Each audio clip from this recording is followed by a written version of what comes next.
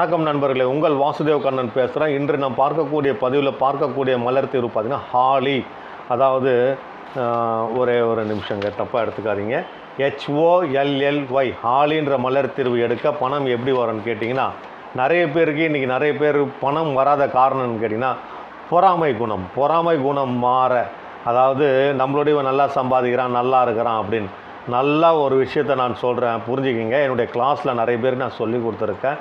இப்போ ஒரு ஆணை சொல்லலாம், ஒரு பெண் பற்றி நான் சொல்கிறேன், தப்பாக எடுத்துக்காதீங்க. ஏன்னா பெண்களுக்கு நிறைய பணம் தேவைப்படுகிறது என்ற காலத்தில்.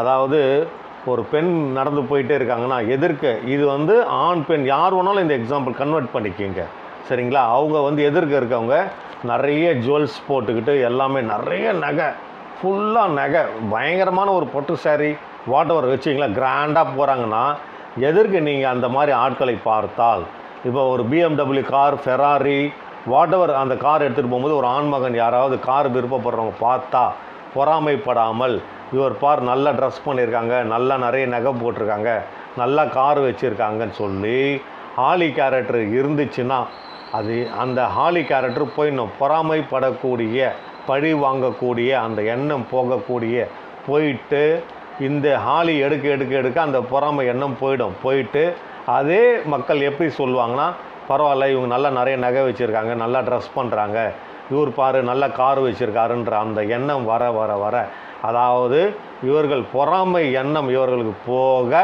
நல்ல எண்ணம் வரும்போது அபரிதமான பணங்கள் இவர்களை நோக்கி வரும். இதாங்க உண்மை, வேறு எதுவுமே கிடையாது, நத்திங். அவங்கக்கிட்ட ஏன் நகை இருக்குது, நம்மகிட்ட நகை இல்லைன்னா இதுதான். பட் இதுக்கு நிறைய காரணம் இருக்குது, பட் மெயினான காரணம் சொல்லிட்டேன்.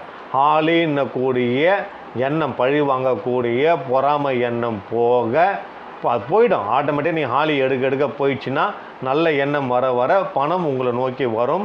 பணம் மட்டும் இல்லாமல் பணம் வரக்கூடிய வாய்ப்புகள் உங்களுக்கு வரும். அந்த வாய்ப்புகளை உங்களுக்கு சாதகமாக பயன்படுத்தி கொள்ளுங்கள். மீண்டும் ஒரு நல்ல பதிவில் நான் உங்களை சந்திக்கின்றேன். உங்கள் வாசுதேவ கண்ணன்.